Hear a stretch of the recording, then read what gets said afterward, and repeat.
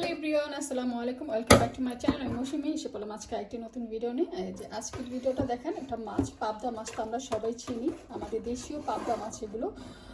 এগুলো আমাদের লন্ডনে বাঙালি দোকানে আসে, আমরা বাঙালি দোকান থেকে মূলত এই মাছগুলো কিনি। তো আজকে আমি ভিডিওটা করছি কারণ আমি আজকে অনেকগুলো পাবদা মাছ নিয়ে নিয়েছি, কারণ পাবদা মাছ আমার ঘরে আমি খেতে খুব পছন্দ করি, ইভেন আমার বাচ্চাটা সারা ও খেতে পছন্দ করে। আর এর তো খেতে চায় না কাটা ফোটার জন্য, আর পাবদা মাছটা হলে একটু খাওয়াইতে পারি। তো এর জন্য আজকে পাবদা মাছগুলো আমি ক্লিন করব। আজকে অনেক বেশি করে মাছ নিয়ে নিছি। তো আমি দেখাচ্ছি, আমরা মানে আমাদের তো আর বটি নেই, আর আমি তো বটি নেই, আমার বটি আছে মানে, কিন্তু আমি কিন্তু বটি দিয়ে কাটতে পারি না, সত্যি কথা। এইটা হলো আমার প্রবলেম, মানে এখনো ভালো করে শিখতে পারি নাই। আর এর জন্য আমি প্রথমে কেচি দিয়ে বা ছুরি দিয়ে যেভাবে কেটে নিই, যে দেখেন যেভাবে এভাবে কাটি আমি প্রথমে।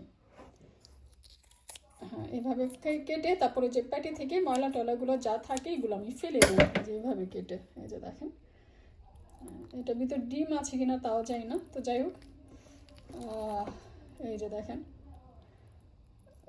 এগুলো ফেলে দিতে হয়, মানে যে এভাবে এগুলোকে ফেলে দিতে হয় কেটে কুটে। তো আমি এগুলো যে প্যাটাগুলো সব ফেলে দিব, ফেলে দিয়ে এই যে মাছটাকে, আর মাছের তো আসলে তেমন কিছুই করতে হয় না, পাবদা মাছের তো মাছ তো কোনো আইসটা নয় পাবদা মাছের। করে এত শক্ত কেন? তো আমি কী করি, সাইডের কণাগুলো মাছের ফেলে দিই, তারপরে কী করি লেজাটা ফেলে দিই, লেজাটা এভাবে কেটে লেজা, তারপরে এই যে সাইডে যে থাকে, এই কি বলে এটাকে অত ভালো করে বলতে পারি না, তো এগুলো আমি কেটে দিই। কেটে এই যে এইভাবে করে আমি সবগুলো পাবদা মাছ কেটে নিব। আর আজকে পাবদা মাছটা রান্না করা হবে। ভুনা ভুনা ভাবতেছি কিভাবে করব, এখনো চিন্তা করতে পারতেছি না, মানে কি দিয়ে রান্না করব, ভুনা করব নাকি কোনো সবজি টবজি দিয়ে রান্না করব, কিভাবে রান্না করব সেটা চিন্তা করতেছি এখনো। বুঝে উঠতে পারতেছি না কি দিয়ে করব। দেখেন আমরা বিদেশেতে কিভাবে এগুলোকে পরিষ্কার করি, মাছগুলোকে এভাবে করতে হয়, কিছু করার নাই গা।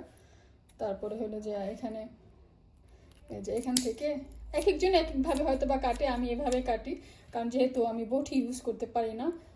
নেক্সট টাইম দেশে গেলে শিখে নিব, বটি দিয়ে কিভাবে কাটতে হয় শিখে নিব। এই যে দেখেন, ময়লাগুলো ফেলে দিচ্ছি, এই যে ময়লা টয়লা ফেলে দিয়ে করে।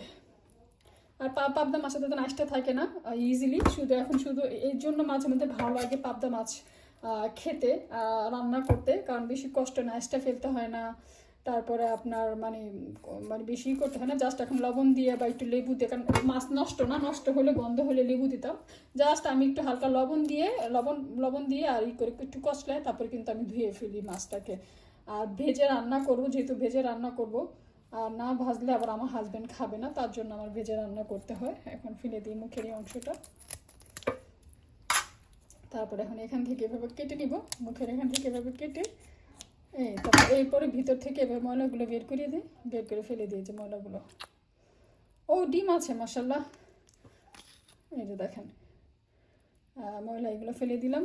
আর এই যে দেখেন ডিম, আমি বলেছি ডিম আছে, হ্যাঁ এই যে দেখেন ডিম আছে, এই যে ডিম।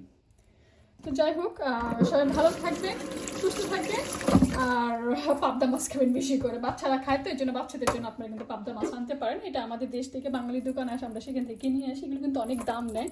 তো সবার সাথে থাকেন, ভালো থাকেন, আল্লাহ হাফেজ। Thank you for watching my video.